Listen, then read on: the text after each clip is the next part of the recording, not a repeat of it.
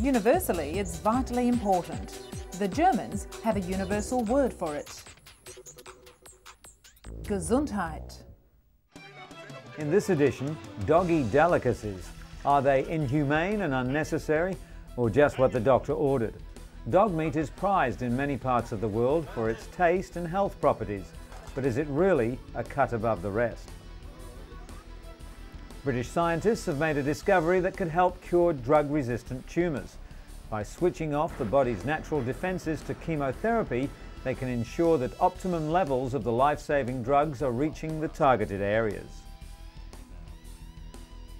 Over the past 12 years, Red Cross doctor Alberto Cairo has earned the nickname Mother Teresa of Kabul.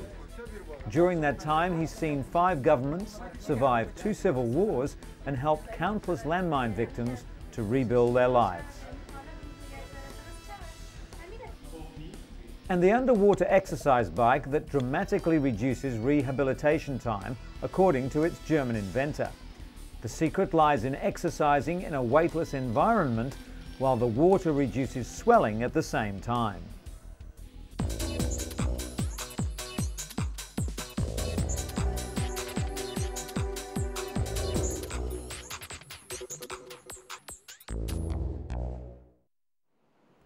But first, Polly Henninger is one of over 6 million Americans who suffer from vertigo, an illness which literally turned her life upside down. At Johns Hopkins Medical Center in Baltimore, doctors diagnosed Henninger with Meniere's disease, a disorder caused by a buildup of fluid in the inner ear. Often during an attack, a patient's eyes will beat back and forth. These glasses help doctors detect that beating, known clinically as astagmos. Polly then got an antibiotic injection in her inner ear to deaden the nerves. Almost 1 in 10 people over 65 suffer from vertigo or other balance-related problems, and tests like these help in the diagnosis. Doctors warn that sudden dizziness could also indicate low blood pressure, vision problems, stroke, and even brain tumours. It's therefore imperative to seek treatment as soon as the symptoms appear.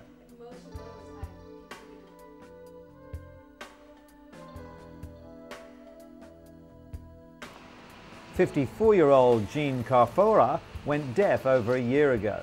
Suddenly there was silence when only days earlier she could hear a pin drop. The boy fell from the window.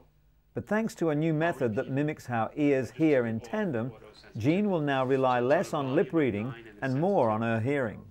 The boy fell from a window. Close. The boy fell from the window. Surgically placed in the inner ear, a beeper-like device sends impulses to stimulate the auditory nerve so Jean can decipher sound. These cochlear implants aren't new, but tuning them to each other is.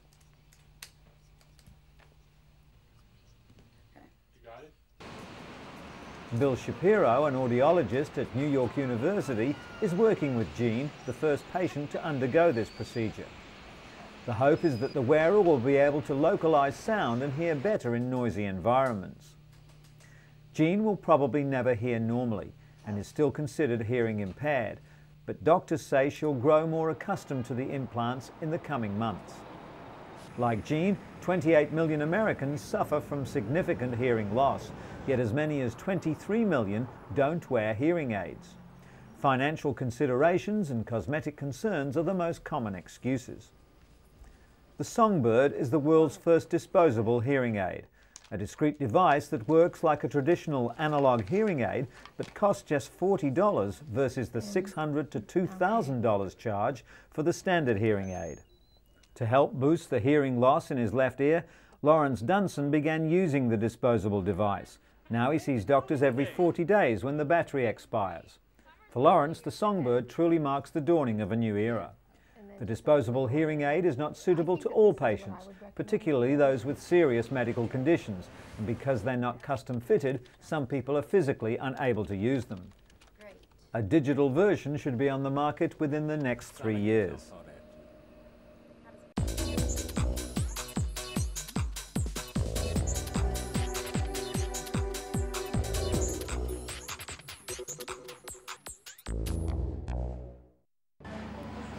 Ostrich is making its culinary debut in Chile, and the lean cuisine is becoming quite the rave at upscale eateries. Farmer Cristobal Bascuan says his business began when he read about the quality of the meat on the internet. Ostrich steak is similar to beef in texture, taste and appearance, but it has 2/3 less fat than beef, less than half the fat of chicken, and fewer calories than beef, chicken or turkey. The birds are also prolific breeders. An ostrich produces 40 or even 50 chicks a year. But the price isn't cheap. The iron-enriched, healthy red meat costs twice as much as regular beefsteak. Welcome to the house of Mwamba family, 20 kilometers east of central Kinshasa. Donatien Mwamba runs a small restaurant in his compound. Every day around lunchtime, the household prepares for the arrival of the first customers. Donatien and his clients start out drinking Lotoko, a very strong local brew, while playing cards, listening to music and dancing. This looks like the beginning of a relaxing afternoon. At lunchtime, there's just one popular meal on the menu: dog. That's right, D-O-G.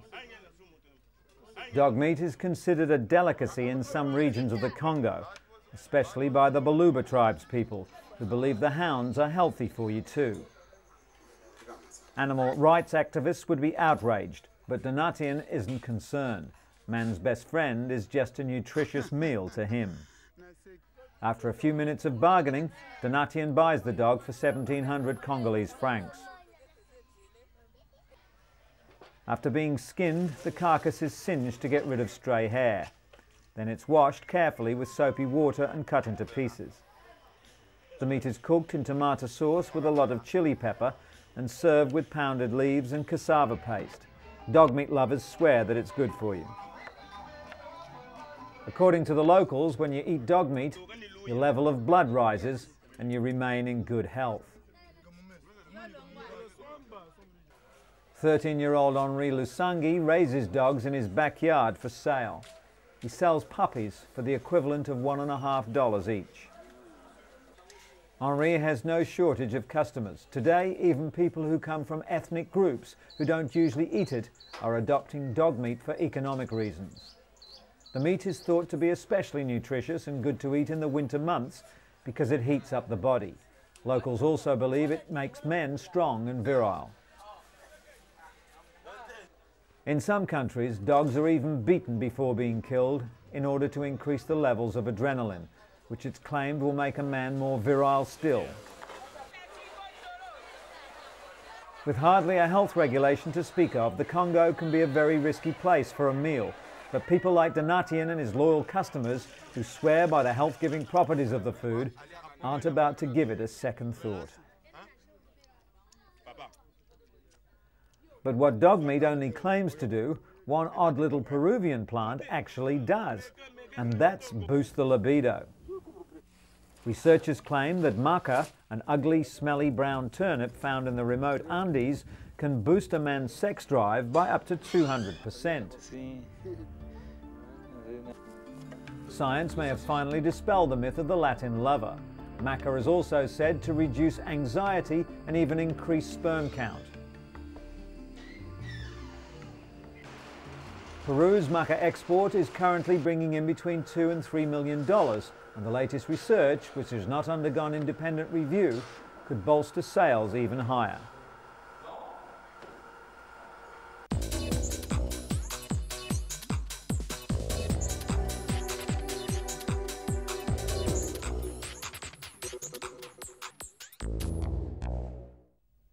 Researchers at Boston's Children's Hospital believe they've discovered a new kind of cancer. Pathologists Sarah Vargas and Christopher French found a chromosomal swap in the cells of the tumour that makes this cancer unique. Researchers say this chromosomal translocation makes the cancer cells extremely aggressive. The disease has been documented in only 6 patients around the world. It started out with a simple sore throat for 13-year-old Isabella Calder, but nothing helped. Aggressive chemotherapy and radiation failed, and Isabella died 5 months later. Researchers are well on the way to locating the genes on the chromosomes where the abnormality occurs. This could lead to treatments for this and possibly other cancers. The real challenge will be to figure out why these genes break apart in the first place and how to halt the process once it's begun. To Queensland, Australia, the Sunshine State. But it's not all fun in the sun. 1 in 17 Queenslanders develops melanoma, the highest skin cancer rate in the world. Some people are especially vulnerable because of their genetic makeup. According to Dr. Rick Sturm of the University of Queensland, the gene that determines red or ginger hair, when coupled with a known skin cancer gene, vastly increases the risk of melanoma, and a cancer develops at a younger age. Hair colour isn't the whole story. Genetics can play tricks. People can carry the red hair gene and not have red hair. Childhood testing would give an early warning of a person's genetic predisposition to melanoma, but it can't determine how people will behave. Whether we have the gene or not, doctors advise that it's how well we protect ourselves in the sun that determines whether we face much risk or not. After discovering several growths on his skin, Jim Latrude began using a cream normally prescribed for external warts. Known as Aldara, it's been found to be effective in clearing up skin cancer. The cream works by boosting production of certain naturally occurring proteins which help healing. Jim has had patches of non-melanoma cancer for 8 years. He used to have them surgically removed, but now prefers the cream. Unlike surgery, the cream treatment retains the skin's pigment, so the treated area is protected from the sun. Clinical trials have shown Aldara to be 90% effective at treating non-melanoma skin cancer, and it's hoped it'll gain FDA approval in around 2 years' time. And scientists at the Imperial College in London claim they've made a discovery that could cure drug-resistant cancerous tumours and save thousands of lives. Most types of cancerous tumours respond to chemotherapy, but they can later develop resistance to drugs, which makes effective treatment difficult. A key protein has now been identified which actually fights against treatment. The P-glycoprotein stops the chemotherapy from doing its job, killing the cancerous tumours. This new discovery means that scientists can develop drugs to block the protein, allowing the chemotherapy to destroy the cancer. Doctors believe this discovery will help treat many types of cancer, such as breast, prostate and leukemia. According to the World Health Organization, cancer is a leading cause of death in most industrialized countries. Worldwide, 10 million people contract the disease every year, with lung, stomach, liver and breast cancers being the biggest killers.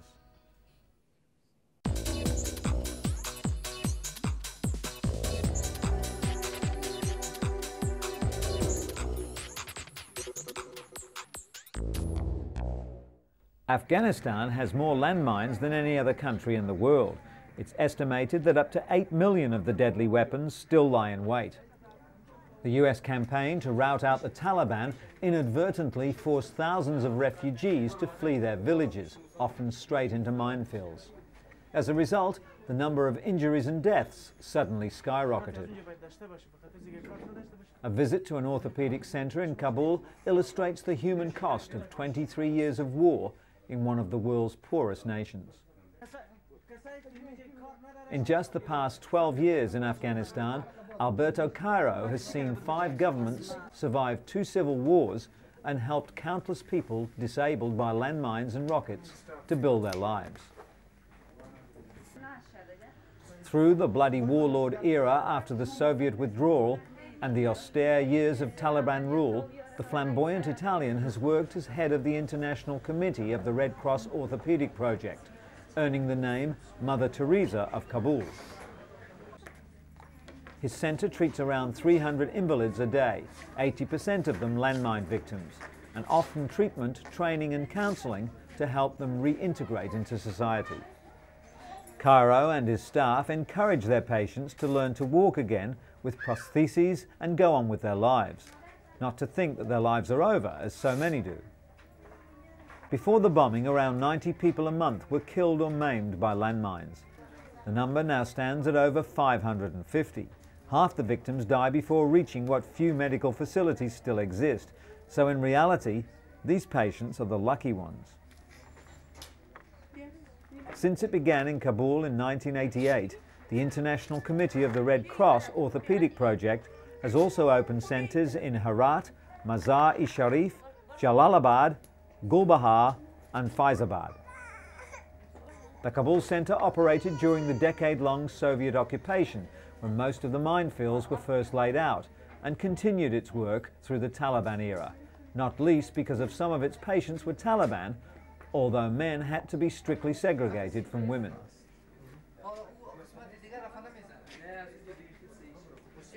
As well as manufacturing and fitting prosthetic limbs, the centre provides jobs in its workshops and rehabilitation rooms to disabled people.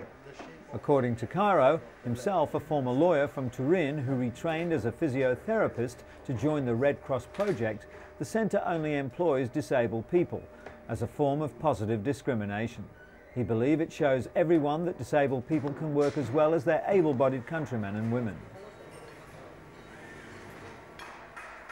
The Taliban eventually forced Cairo to leave Kabul a few days after the September 11th attacks on the United States, but he was back by the end of November, a few days after the Taliban fell.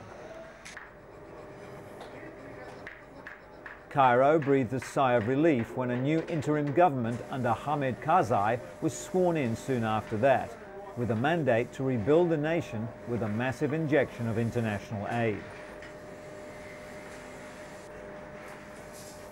The World Bank recently estimated that Afghanistan needed at least $9 billion to rebuild its economy and basic infrastructure.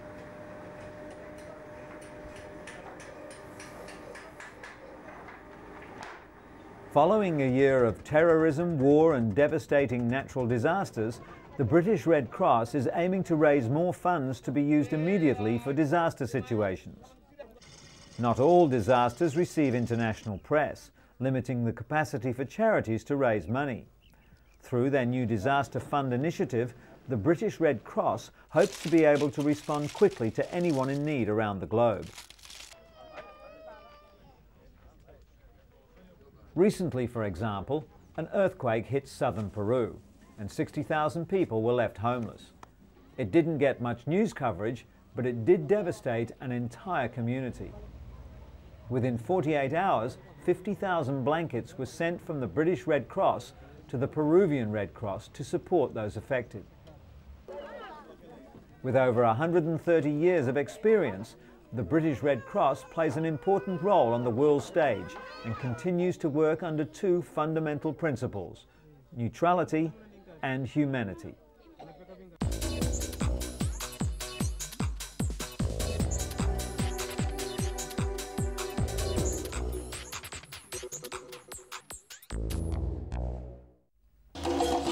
African dance coupled with step aerobics is helping Deborah Bono's students dance their way to health and fitness. Her husband Jean provides the beat for the class. It's his drumming, along with her endless energy, that drives these women to reach new aerobic highs. Bono started teaching the class about 5 years ago, when a client asked her to come up with something a little different. She used a dance background to design Afro-Caribbean step. Its popularity draws people from all cultures and nationalities. The couple have even produced 2 workout tapes to promote their exercise system around the world, in the hopes that it will be enjoyed by people in their living rooms and in the gyms.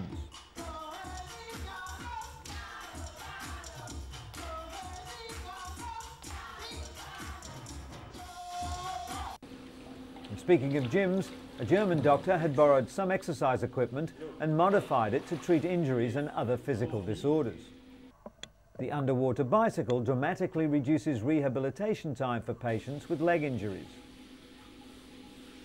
Martin Hartkop is one of Dr. Van Katten's patients. He recently underwent surgery for tearing his cruciate ligament while playing basketball. The ligaments hold the knees in place, providing stability and flexibility. Conventional rehabilitation takes about 14 weeks, and hydrotherapy is only introduced in the later stages. Patients are normally able to straighten their knees after 10 weeks, but studies show that people training on the underwater bicycle could flex their legs after just 6 weeks. The secret lies in exercising in a weightless environment. In other sports news, Impact Leisure International has developed a new ski slope surface, which will give skiers a softer, easier landing. The injury-free invention, known as playgrass, is made of 2 layers of geotextile material and is gap-free, which means fingers and thumbs can't get trapped in a fall. The company has already had considerable interest from Mexico, the Far East, and several European countries, including Italy, Spain, and Portugal. Those who've already tried the new slopes claim the surface offers more turning ability and is even more slippery than normal skiing, but without the bruising.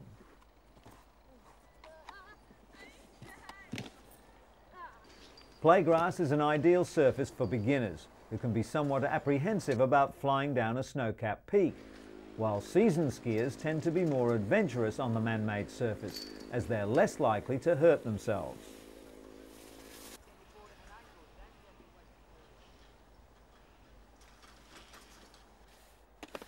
The company has had particular interest from America, where personal injury concerns have until now stopped the development of the dry ski slope industry.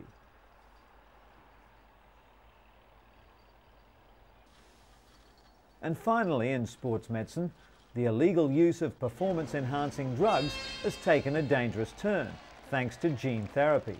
It seems that winning is in the genes after all.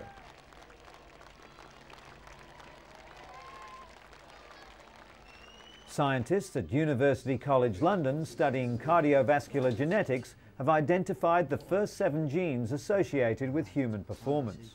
While their work is being designed to help those with serious illness, it's feared it could be illegally used by athletes. By understanding how these sporting genes work in regulating performance, opportunists might find pharmaceutical ways of enhancing the body, much like the human hormone EPO was copied and used by cyclists to enhance their strength, stamina and riding ability. Research in this field is just getting started, so matching the right genes to types of performance is still a long way off. At some point though, it could lead to the arrival of gene drugs, which would be very difficult to detect.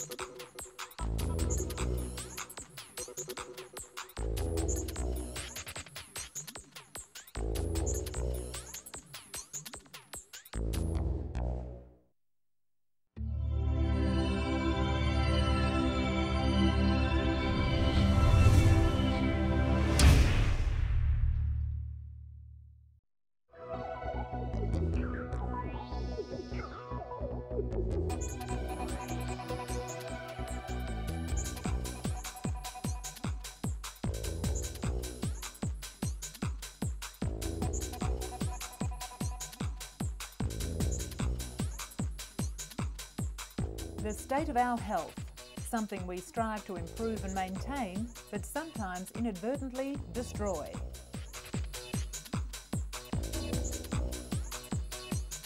Universally, it's vitally important. The Germans have a universal word for it. Gesundheit. In today's edition, the future has arrived at a hospital in Mexico City, where surgeons have teamed up with Zeus, a surgical robot, to remove abdominal tumours with minimal invasion and exceptional precision. Russian President Vladimir Putin has called on his countrymen and women to take up sport and cast off the nation's image as unhealthy drunkards who are dying well before their time. 35 years ago, in a quiet suburb of London, the modern hospice movement was born. St Christopher's Hospice is still at the centre of the movement, setting the pace in research into pain and innovative ways of helping the terminally ill and the bereaved. And a recent study conducted on 2,000 women showed that those over 24 with no history of heart problems were at a slightly higher risk of having a heart attack if they were on oral contraceptives.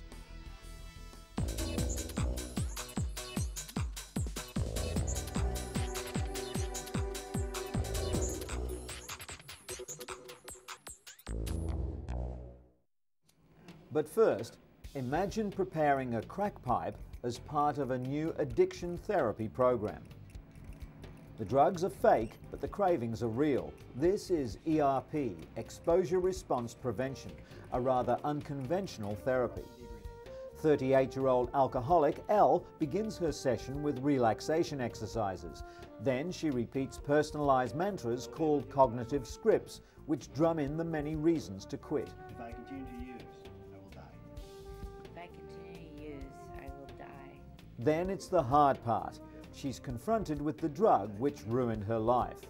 ERP flies in the face of conventional therapy, but according to these addicts, the only way to beat their drug demon is to literally face it head on. Counseling isn't always enough for alcoholics, and some need medication too. A new study has called into question whether the popular drug naltrexone, often prescribed to recovering alcoholics to suppress their cravings, really works. Research in the New England Journal of Medicine found that older men who drank heavily for over 20 years often didn't respond to the drug. All volunteers in the study, whether they received the drug or a placebo, underwent individual counseling and were encouraged to attend Alcoholics Anonymous, a key component in treatment. The National Institutes of Health is funding several additional studies on new medications, most of which target specific areas of the brain that respond to alcohol. And speaking of drugs, a new study concluded that a popular vitamin supplement can actually be bad for you. The American Medical Association has indicated that too much vitamin A could double older women's chance of hip fractures. Most damaging was vitamin A found as retinol in vitamin supplements, fortified cereal, liver, and fish oils. Vitamin A in the beta-carotene form of leafy green vegetables had no link. Researchers found that postmenopausal women with the highest total intake of retinol had double the risk of hip fractures than women with the lowest intake. Doctors aren't sure why, but some think that too much retinol vitamin A either inhibits the body's calcium absorption or affects bone cell production. Doctors advise patients to continue taking multivitamins as they can prevent other diseases. Patients should also choose beta-carotene sources of vitamin A or limit their retinol sources to 500 micrograms a day. Speaking at a news conference in Berlin, German and American lawyers announced their plans to bring forward an amended class action against Bayer Pharmaceuticals in the United States. Bayer's cholesterol-reducing medication Lipobay has allegedly led to the deaths of at least 50 people worldwide and to health defects in at least 2,000 patients. The lawyer representing the German victims, Michael Vitti, told journalists that the lawsuit will be presented to a court in Minneapolis. Vitti stated it was important to provide both German and international victims of the Bayer medication with an equal chance of being compensated under American law. Just recently, Bayer had to take Lipobay off the market due to unsolved deaths allegedly caused by it. The US lawyer Kenneth Moll, working with Vitti on the case, stated that Lipobay had been developed and tested by the US Bayer branch of the Bayer Corporation, and accordingly, the case should be tried in the US. Currently, more than 50 deaths worldwide seem to be connected with Lipobay, despite Bayer's claims that a connection cannot be proven. The lawsuit will not only be directed against Bayer AG and Bayer Corporation, but also against Europe's biggest pharmaceutical company, GlaxoSmithKline. SmithKline Beecham has been accused of having participated in the sale and marketing of Lipobay in the US throughout the past decade.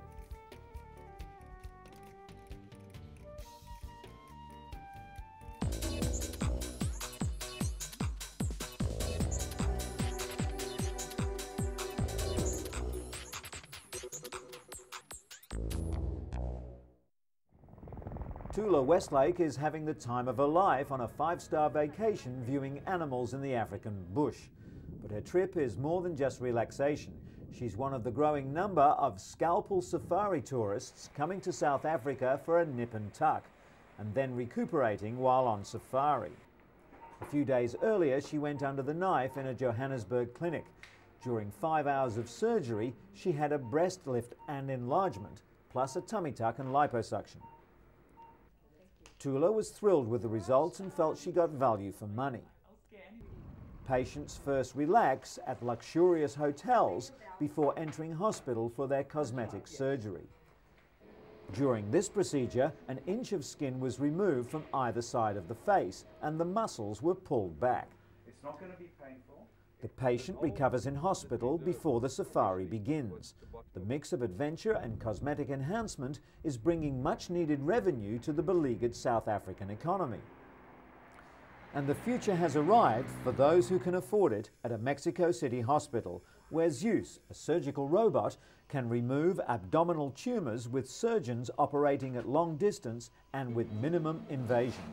Zeus became operable in Mexico City last September and is the same robot used in the first ever long-distance surgery in which a doctor in New York removed the spleen of a patient in Strasbourg, France, some 6,000 miles away. Zeus and 3 other new devices make up a family of robots used in minimally invasive surgeries. With high-precision instruments, doctors work through 5 to 10 millimeter incisions instead of fully exposed abdomens. Popular wisdom advises against starting anything at midpoint, but surgery starting at the navel makes it easier to introduce a camera to the abdomen. The technique has been refined to the point of having this procedure performed as routine. Sitting at a chair in front of the controls, surgeons maneuver the robotic arms to remove damaged tissue, suture the cut and return the stomach to its proper position.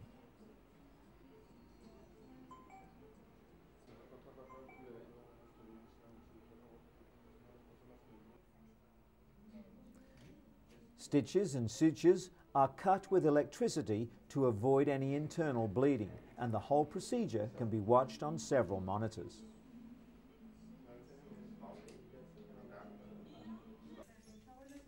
Surgery concludes successfully, while 30 similar procedures are pending approval all around the world. And our surgical rounds end today with a tall order from a short woman. We're at the Sinai Hospital in Baltimore, Maryland, where internationally known surgeons Dr. Paley and Dr. Herzenberg will perform a limb-lengthening procedure on 20-year-old Meredith Jones. Meredith suffers from achondroplasia, or dwarfism, and stands 127 centimetres tall, but over the next 3 years she hopes to grow 25.4 centimetres taller. During the procedure, Paley will place 3 screws into Jones's humerus bone. To aid in the procedure, doctors will rely on imaging technology to show them the exact placement of the screw.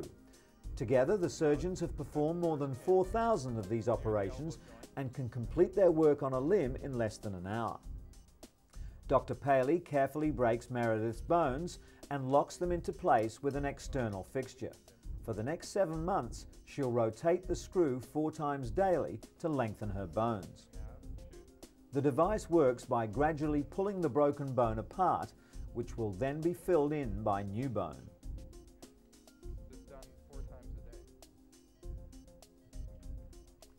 The stark contrast between these 2 young women, a former patient who's completed the 3-year limb lengthening process and another patient just beginning the procedure, shows the dramatic results of this cutting-edge surgery.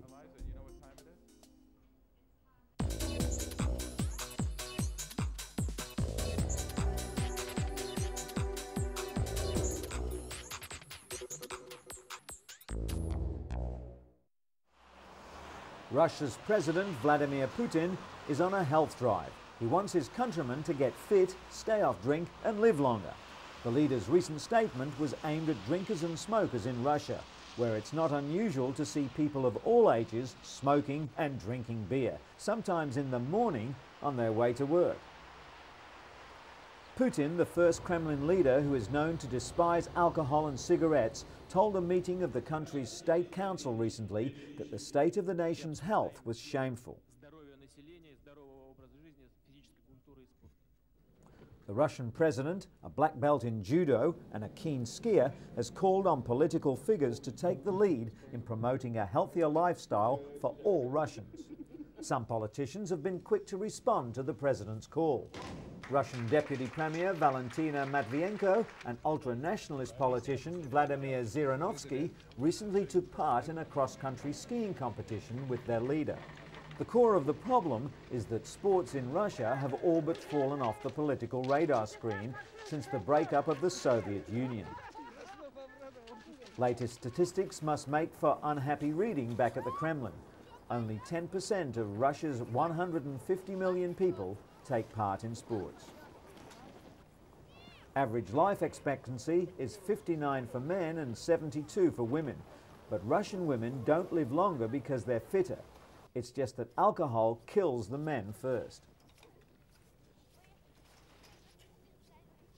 It's a rich irony that today's Russia boasts world-class athletes, including many professionals scattered all over the world.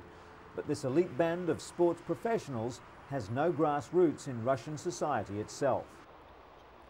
Over the past decade, the country's sports facilities have been neglected and are crumbling due to the lack of funding, a far cry from Mother Russia's former glory.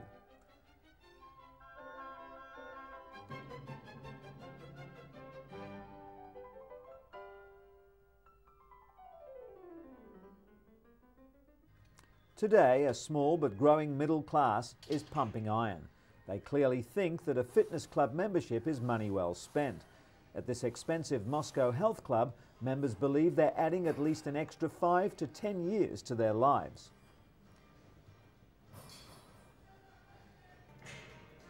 The problem is, health clubs with state-of-the-art facilities are priced well above the means of ordinary Russians, and affordable sports facilities are almost non-existent in small Russian cities. At one of Moscow's few junior gymnastics schools, 8 to 10-year-old girls twirl batons and do stretching exercise. It's a Soviet-era sports facility, but the best that the parents of these children can afford. Putin has called on Russian businesses to help fund cheaper and more widely accessible sporting facilities.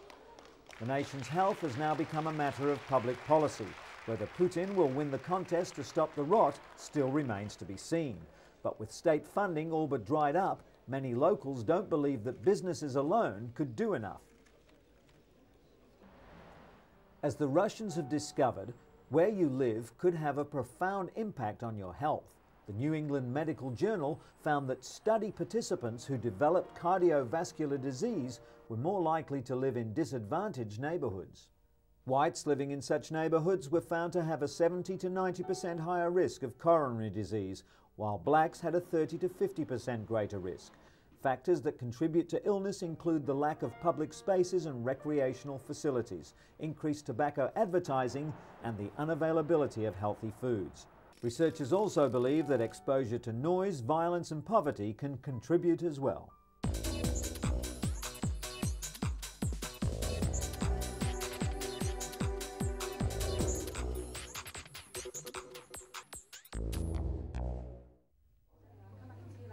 Modern hospices offer people with incurable diseases professional medical help to control pain and, just as importantly, emotional support for themselves and their loved ones. But it wasn't always like this.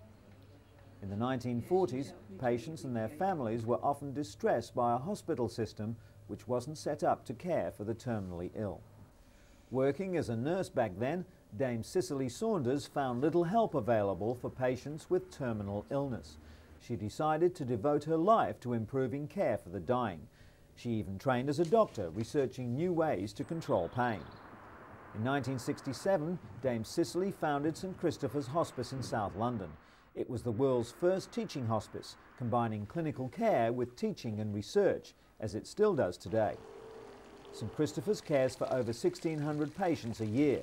Some are admitted to the 50-bed inpatient unit, but most are cared for at home by the doctors, nurses and social workers of the hospice's home care teams. an innovation pioneered by this hospice. Since its foundation, St Christopher's has been at the forefront of research for the care of the dying, which has now developed into a recognised medical specialty, palliative medicine. The regular and safe giving of oral morphine to control pain was first done at this hospice. 1 day a week, inpatients and those cared for at home are offered activities at the day centre including craft work, aromatherapy, painting and creative writing. The aim is to counter the feelings of helplessness and isolation that chronic illness can produce. A resident artist offers coaching and advice. He can even bring a patient's artistic vision to reality if they're too weak to hold a brush. The centre also offers more formal art therapy sessions to help people to get in touch with feelings they may not be able to otherwise express. It's also about getting people in touch with their strengths as well. The supportive and positive atmosphere of the hospice comes as a welcome surprise to many who come here. Over 50,000 health professionals have passed through the various palliative care training schemes run by the hospice, and despite the vast number of books, journals and reports available, they find that the patients are still the best teachers. Now there's a growing interest in the needs of the dying in developing countries, especially with the increasing burden of AIDS-related deaths. 70% of the world's hospices are now in developing countries, and St Christopher's offers training for all. The idea is to take the latest research based on clinical experiences and adapt them to various communities around the world. The Hospice Information Service offers advice to members on all aspects of setting up and running a hospice. It also puts travelling patients in touch with hospices overseas. A recent St Christopher's patient who wanted to make a final trip to Kenya before she died was able to find out about a hospice in Nairobi. Care at the hospice is completely free of charge, while half their running costs come from the government. The rest is raised by the staff. Last year, St Christopher's won the Conrad Hilton Prize. The $1 Million award was in recognition of the pioneering work of the hospice in bringing light to the previously misunderstood or ignored world of the dying and their families.